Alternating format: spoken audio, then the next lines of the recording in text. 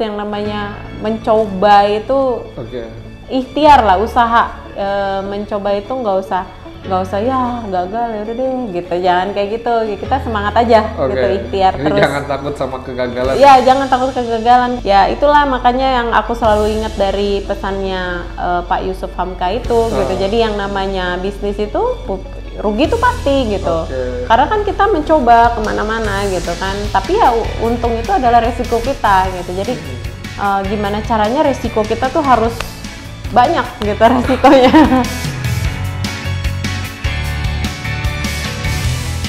Halo, assalamualaikum warahmatullahi wabarakatuh. Selamat pagi sahabat inspiratif Daun Hijau. Kembali lagi bertemu dengan saya, host Daun Hijau Ginanjar di acara podcast inspiratif Daun Hijau.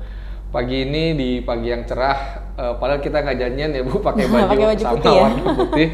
Kita kedatangan seorang tamu yang luar biasa, seorang ibu dari 2 anak yang bersekolah di SD dan TK Al-Azhar Cibubur ya Bu. Iya betul. Ibu Fitri Fauzi ya Bu. Iya. Nanti bisa memperkenalkan nanti secara lebih jauh lagi ke teman-teman sekalian.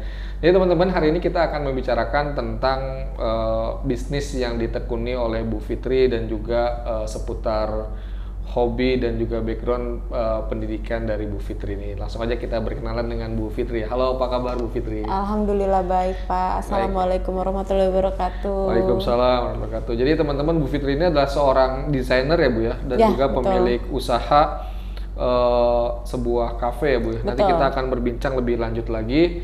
Sebelum kita berbincang lebih lanjut, teman-teman, kita akan bertanya kepada Bu Fitri, kenalan dulu nih, nama lengkapnya siapa, pendidikannya apa. Oke. Assalamualaikum warahmatullahi wabarakatuh.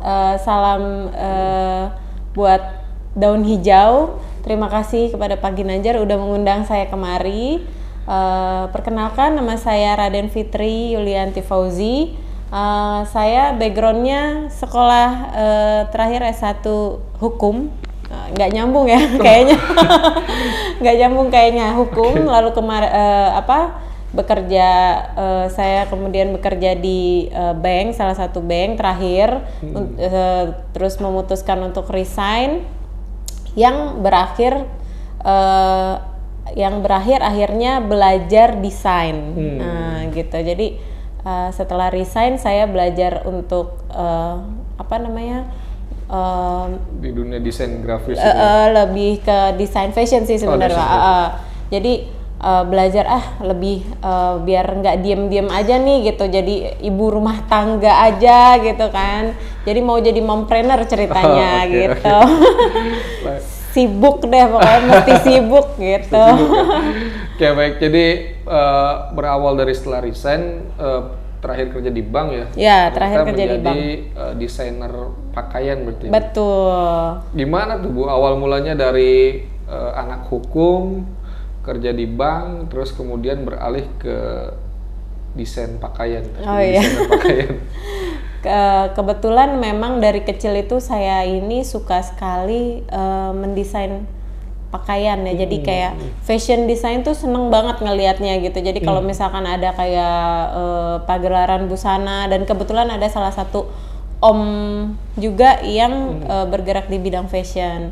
Namanya Om Ian Adrian ya kalau misalkan tahu. Nah, dia itu yang lumayan lah bilang, selalu ngomong, ayo dong kamu belajar desain gitu. Kalau kamu nih ada bakatnya nih, kata dia gitu kan. Jadi akhirnya pada akhirnya saya mendalami nih, udah setelah resign ini kayaknya daripada diem-diem aja nih. Nah, suami juga alhamdulillah support. Jadi karena suami support, keluarga juga ya udah, daripada kamu juga resign diem-diem aja di rumah, mendingan ada kegiatan yang lebih produktif gitu, yang lebih baik gitu loh, yang membawa hal positif. Jadi aku sekolah desain di Pallie Studio di Kelapa Gading. Kebetulan kami sebelumnya tinggal di Jakarta. Nah, di Kelapa Gading itu aku sekolah desain di Pallie, terus kemudian ya berentetan tuh alhamdulillah bisa ikut Indonesia Fashion Week. Oh, kemarin itu beberapa bulan lalu. Beberapa bulan sebelum pandemi sih. Yang sebelum pandemi, yang setelah pandemi aku belum lagi karena masih agak takut. Kemarin soalnya sempat kena juga Pak. Jadi gitu. Terus kemudian alhamdulillah dipercayakan juga sebagai tim researcher di ITF, namanya Indonesian Trend Forecasting. Nah, di situ itu juga saya sebagai tim research itu seperti kalau kata apa namanya? Kalau kata orang awam tuh pemenerawang. Oh, pemenerawang tren. Cuma yang di Terawang tren ya, aneh, bukan seperti Mbak Rara ya, cuaca. Jadi yang di Terawang itu trend fashion, betul sekali. Gitu. Kira-kira di tahun 2022 ini trend fashionnya apa nih Bu?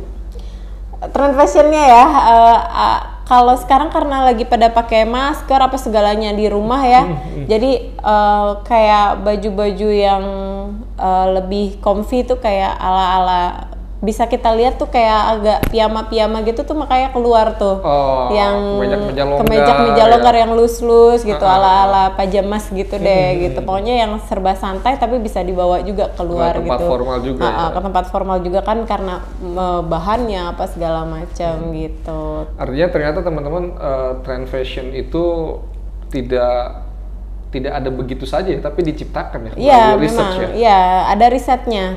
Jadi dari ekonomi, dari itu berpengaruh semuanya. Dari ekonomi, iklim, perubahan cuaca pun kita bisa ngelihat gitu loh. Ini tren kita tuh berubahnya seperti apa sih gitu ke depannya. Ini karena ada pandemi nih, kaget juga nih karena ada pandemi yang tiba-tiba kan wabah. Jadi berubah tuh, berubah haluan semuanya. Wah. Semua kalau bisa dilihat mungkin trend fashion yang sekarang ngelihatnya lebih loose gitu, lebih santai gitu-gitu. Karena dengan adanya COVID itu kan kita menjadi lebih slow living ya. Iya, betul. Itu berpengaruh sekali ya. Iya, betul. Semua serba digital juga kan, online. Tapi kayaknya kita udah mulai rush hour lagi nih Bu. Kalau kita lihat jalanan dan sebagainya udah mulai rush hour, udah orang-orang udah sibuk dan sebagainya. Kira-kira fashionnya juga akan berubah? Pasti berubah sih nantinya.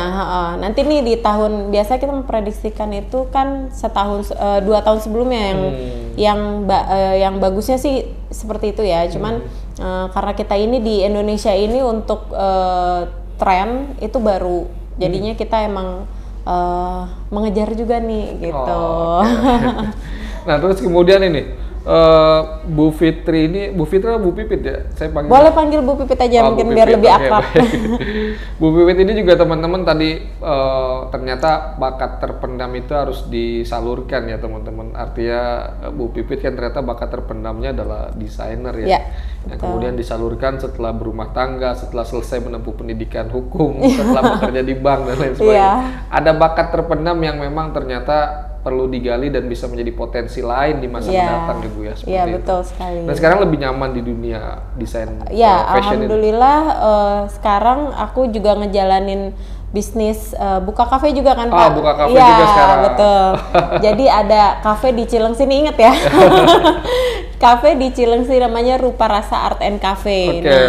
Kebetulan karena mungkin saya juga masih di bidang fashion, desain, fashion, jadi masih berhubungan dengan art lah gitu. Jadi kayak mau bikin deh gitu kafe yang ada suasananya artsy gitu loh. Jadi kalau bisa dilihat di Cafe Rupa Rasa itu banyak mural-muralnya lah gitu, yang banyak spot fotonya yang bagus-bagus gitu. Terus makanannya juga enak pasti. Makanannya juga enak-enak. Kalau misalkan kafe yang prioritas utama kan tentu dari makanan ya. Ya betul sekali. Nah kemudian kenapa Ibu kemudian membangun kafe gitu? Karena kan kalau kita tahu ya, membangun kafe seperti sebuah bukan perjudian ya, game apa sih namanya, pertaruhan yang sangat besar ya. Karena itu tantangan sih. Modal yang dibutuhkan sangat besar, kemudian juga ramai atau tidaknya juga kan kita belum tahu ya. Nah itu kenapa Ibu membangun kafe gitu?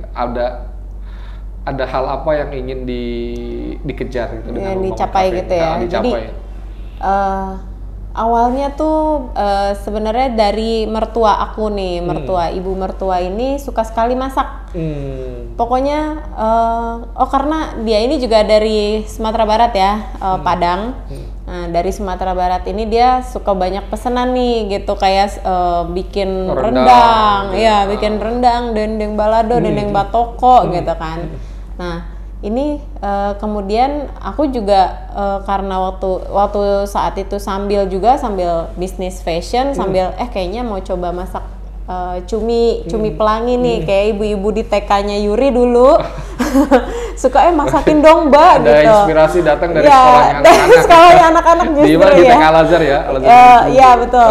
Okay. Jadi waktu di TK itu masakin dong Mbak, ya udah deh aku mau masak nih gitu. Masak akhirnya banyak yang pesan, alhamdulillah.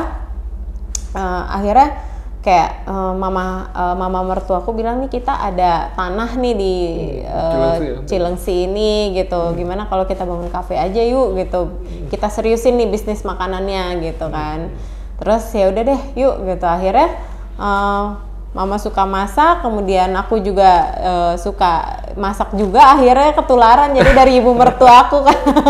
Jadi akhirnya bukalah si kafe dengan segala macam itu, dan emang yang namanya riset market riset itu penting sekali kan. Betul. Sebelum membuat sebuah usaha.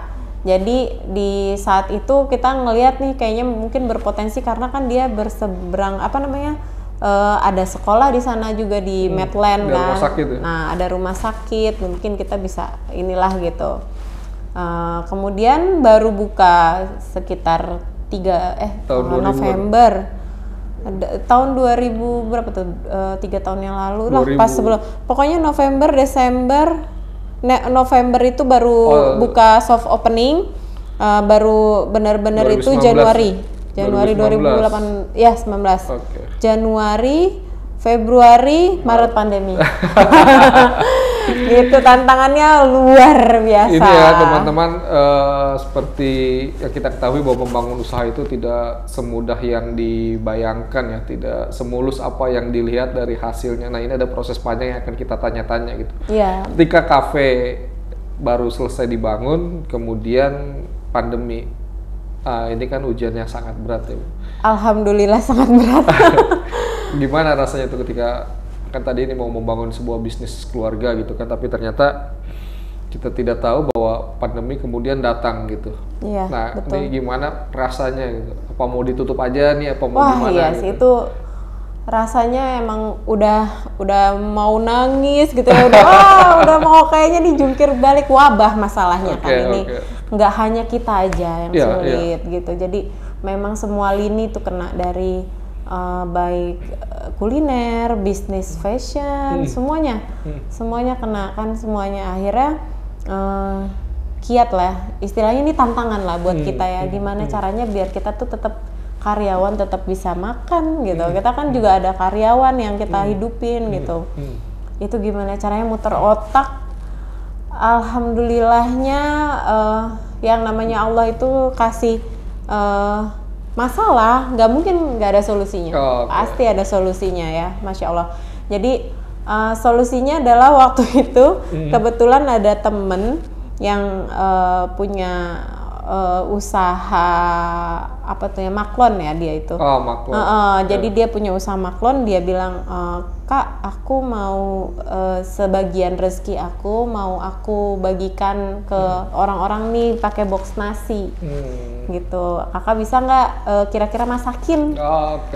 Dari situ ya Allah, alhamdulillah gitu. Ya aku mau banget, aku masakin, aku hargain sekian gitu kan. Akhirnya setiap Jumat sampai alhamdulillahnya sampai sekarang kita terus ada Jumat Barokah. Jadi saat itu kan juga ada panti-panti asuhan yang kekurangan, terus pesantren tahfiz tuh yang semuanya serba sulit gitu. Bahkan ada juga yang cuman makan air sama nasi aja gitu, maksudnya kayak air dikuahin gitu. Jadi ya kasihan. Jadi kita alhamdulillah bisa punya ide seperti itu tuh dia berawal dari ngobrol dulu tuh kayak gitu. Artinya ternyata kemudian ujian yang datang ke kita, terutama ke ibu tadi ketika baru bangun kafe, ternyata dengan tujuan untuk bisa mempertahankan karyawan, yang ingin membantu karyawan, ternyata Tuhan kasih jalan lain, ada rezeki lewat orang yang minta dimasakin di program Jumat Berkah atau Jumat Barokah gitu ya. Iya, Jumat Barokah. Berarti selama pandemi karyawan tidak ada yang di PHK ya? Alhamdulillah nggak ada, tapi saat itu kan kita harus apa tuh namanya lockdown. Lockdown, PPKM dan lain PPKM, lockdown segala macam itu, mall juga nggak buka kan, bahkan mall nggak buka, restoran nggak boleh buka, pokoknya nggak boleh ada keramaian kan. Wah itu yang bikin saya ya Allah ini anak-anak gimana gitu.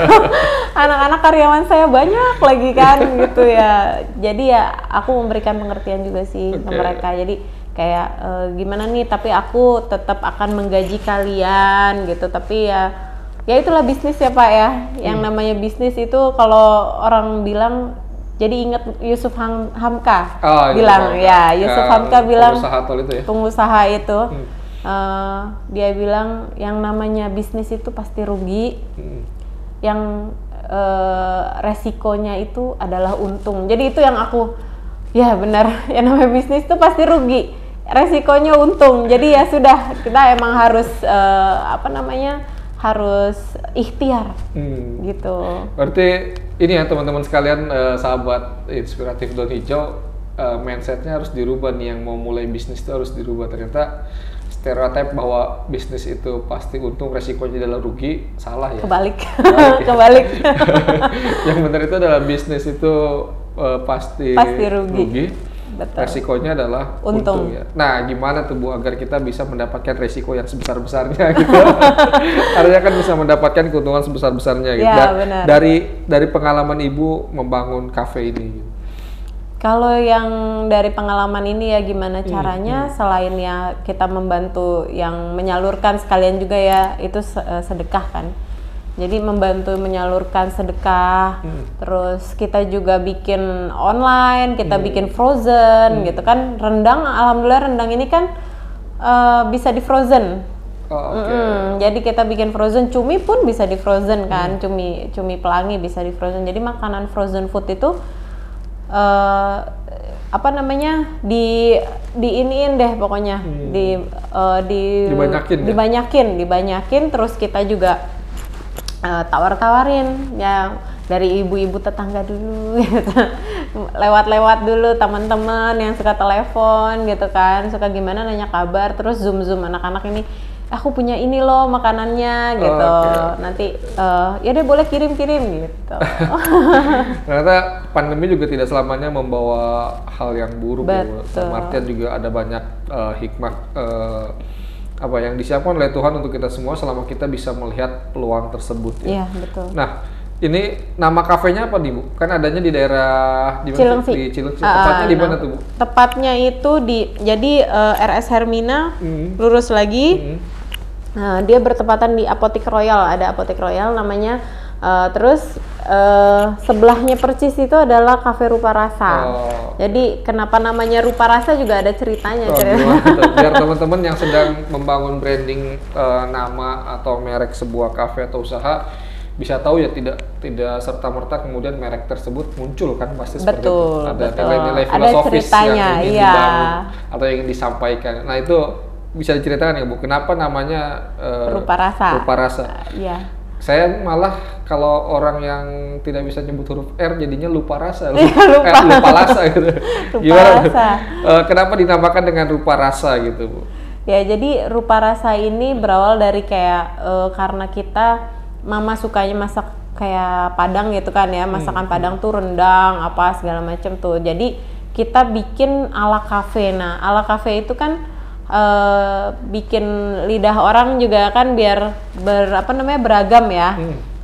Jadi kita bikin itu nasi goreng rendang gitu. Nah jadi selain nasi goreng rendang itu kita juga ada masakan western, ada masakan, jadi kita gabung lah gitu. Jadi banyak nih dari Padang, ada yang Jawa, ada yang soto Betawi, ada soto Padang gitu. Jadi ini rupa-rupa istilahnya. Jadi rasa yang dirasa tuh juga rupa-rupa gitu.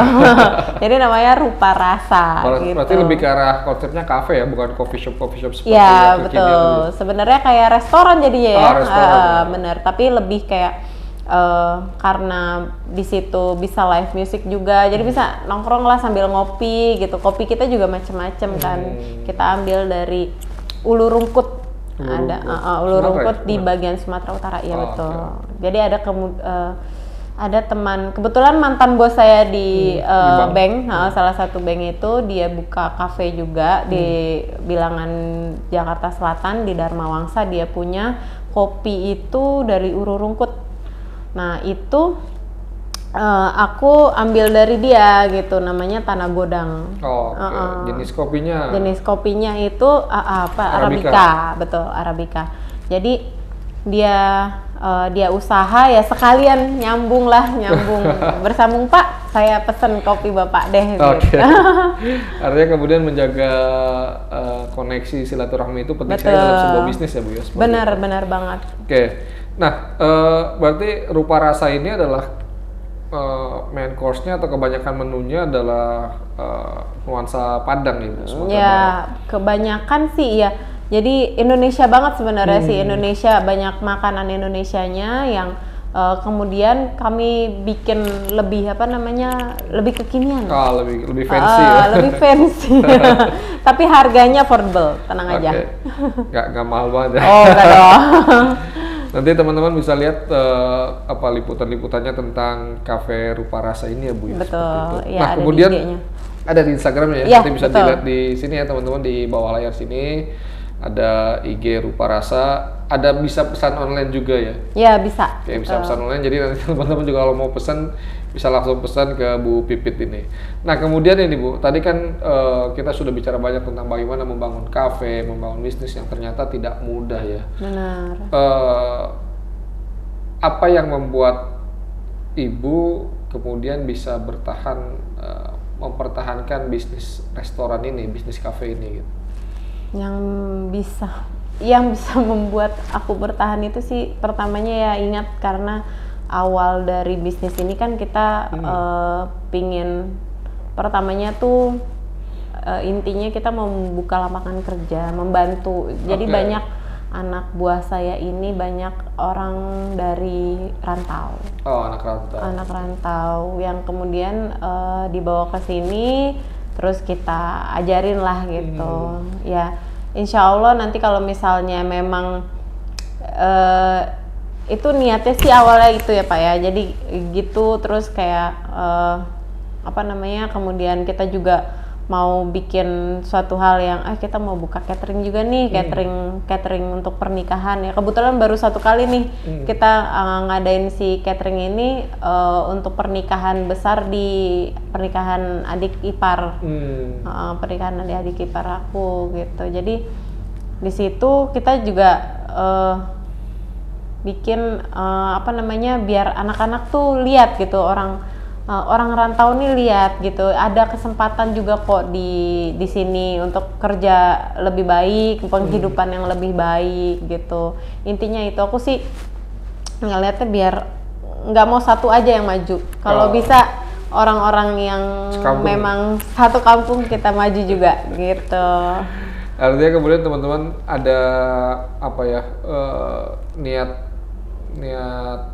yang tersembunyi, niat yang khusus yaitu untuk membantu orang lain ya, sehingga kita bisa tetap struggle, tetap bisa bertahan di tengah nggak hanya pandemi ya, tapi juga di tengah persaingan bisnis yang begitu hebat dan kuat ini kan sekarang ini. Benar.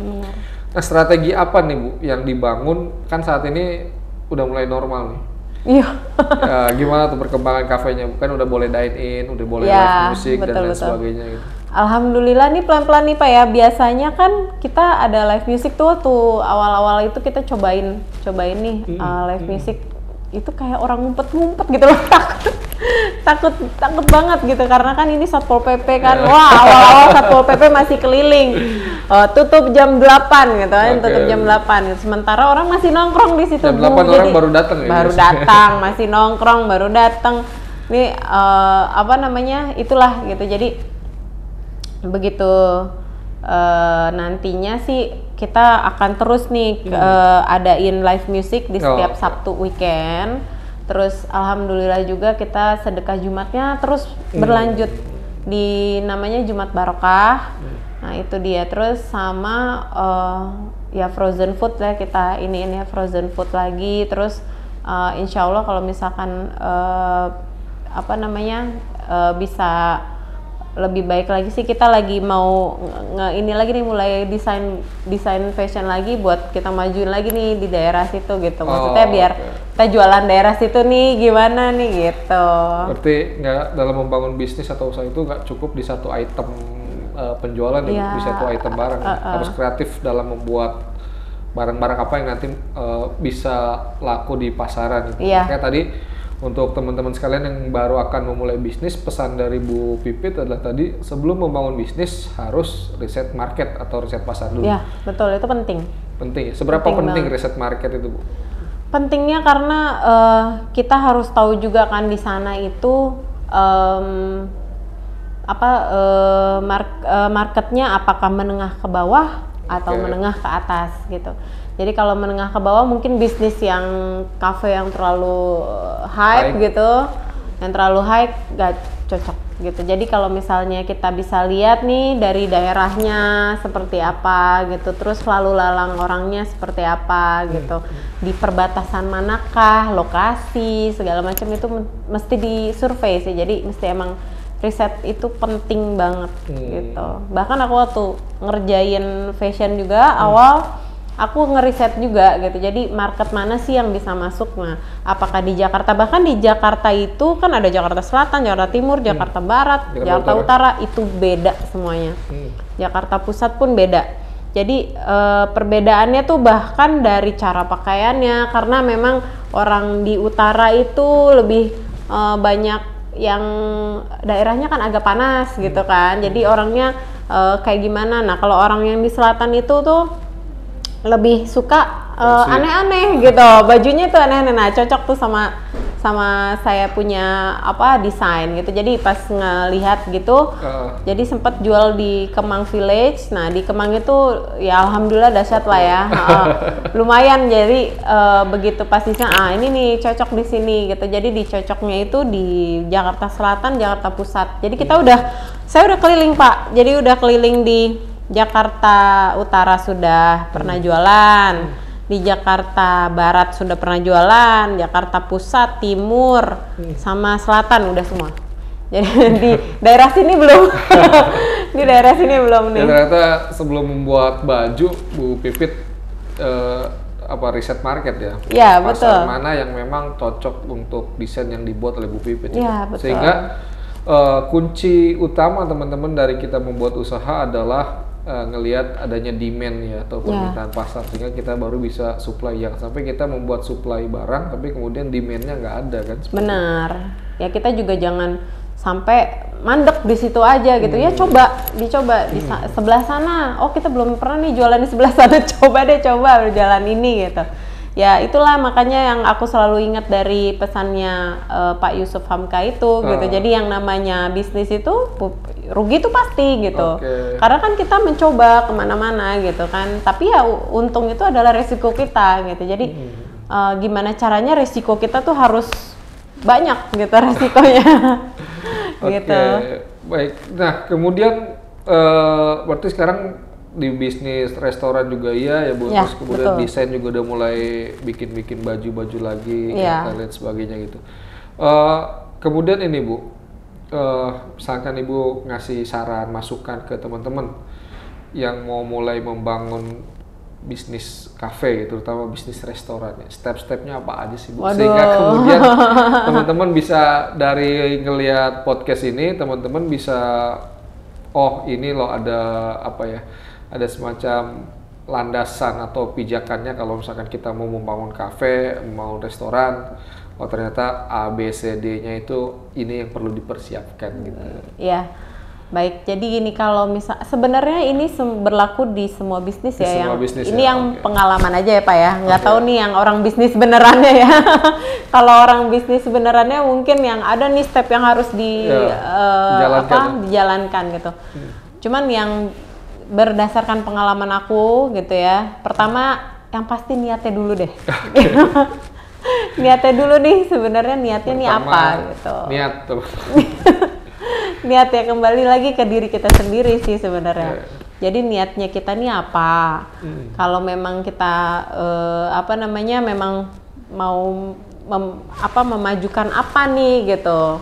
Terus sama riset itu penting. Riset market itu penting. Dan satu hal lagi sih, sebenarnya ini mungkin semua orang juga tahu ya. Jadi emang harus yang namanya mencoba itu ikhtiar lah, usaha. Mencoba itu nggak usah ya gagal ya udah deh gitu, jangan kayak gitu, kita semangat aja gitu, ikhtiar. Jadi terus jangan takut sama kegagalan. Ya jangan takut kegagalan, karena memang ya saya ngerasain juga kok yang namanya susah senengnya membangun bisnis ya. Jatuh bangun ya. Jatuh bangun ya. Bisnis itu. Alhamdulillah, tapi support system saya bagus gitu. Jadi bagus secara, sebenarnya yang lebih penting tuh secara mental sih. Secara berarti mental harus dijaga ya teman-teman. Kondisi mental para pengusaha itu adalah mental baja yang tidak takut untuk jatuh. Iya, benar banget. Gitu. Dan tentu modal ya Bu harus disiapin. Oh itu udah dari setelah niat deh kayaknya ya Mas ya. Setelah dari niat. Sebelum niat teman-teman harus siapin dulu modalnya kan. Iya betul. Tapi misalkan pun teman-teman tidak punya modal, jangan khawatir, selama punya niat pasti ada jalan. Iya, benar banget. Ada banget. banyak juga model bisnis yang tidak membutuhkan modal. Iya, saya awalnya juga nggak bermodal. Ada dropshipper, reseller dan lain sebagainya, itu bisnis-bisnis yang bisa dijalankan tanpa modal itu. Nah kemudian ini Bu, terakhir tadi sudah dijelaskan ya teman-teman step-stepnya itu. Pertama niat, yang kedua riset market, yang ketiga jangan pernah takut untuk mencoba meskipun misalkan kegagalan datang berkali-kali, karena itu menjadi sebuah proses pembelajaran bagi kita ya. Iya betul benar. Nah, terakhir nih Bu, untuk para penonton teman-teman inspiratif Daun Hijau, kunci suksesnya sehingga kafenya tuh sekarang ramai kan ya Bu ya. Nah kunci suksesnya itu apa nih Bu? Kan biasanya kafe ada yang ramai banget, ada yang mulai sepi dan lain sebagainya. Iya betul. Jadi gini, aduh maaf. Jadi memang belum terlalu ramai banget sih, belum ya. Cuman karena ini peralihan dari wabah kemarin ya. Jadi kemarin itu sempat memang kita ramai banget. Terus tiba-tiba kan drop tuh. Langsung hilang gitu, begitu saja. Terus gimana caranya kita tuh nanjak pelan-pelan gitu stepnya. Kita adain Jumat Barokah biar orang juga ngeliat gitu loh, kita tetap masih ada gitu. Terus kita adain live music gitu. Adain live music ya, alhamdulillah itu juga jadi menarik gitu, menarik pengunjung. Nah itu juga live music itu alhamdulillahnya dibantu sama pemuda-pemuda yang ada di Cilengsi, memanfaatkan warga lokal. Betul, warga lokal itu kita ajak. Karena mereka yang tahu juga kan daerah situ gitu. Alhamdulillah kita juga punya hubungan yang baik dengan mereka. Jadi itulah ramenya gitu. Kebetulan juga ada yang buka puasa, ada yang halal bihalal gitu. Ya kayak gitu sih Pak. Jadinya suksesnya, kita bisa dibilang sukses itu sebenarnya kalau kita bisa membangun hubungan baik dengan orang lain. Itu menurut saya sukses gitu. Karena kalau misalnya kita tidak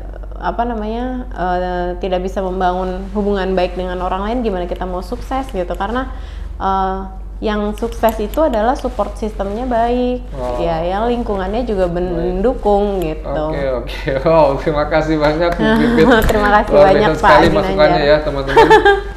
Obrolan kita pagi ini sungguh sangat luar biasa, menginspirasi sekali dari Bu Pipit, seorang desainer, seorang ahli hukum yang sekarang terjun di dunia bisnis.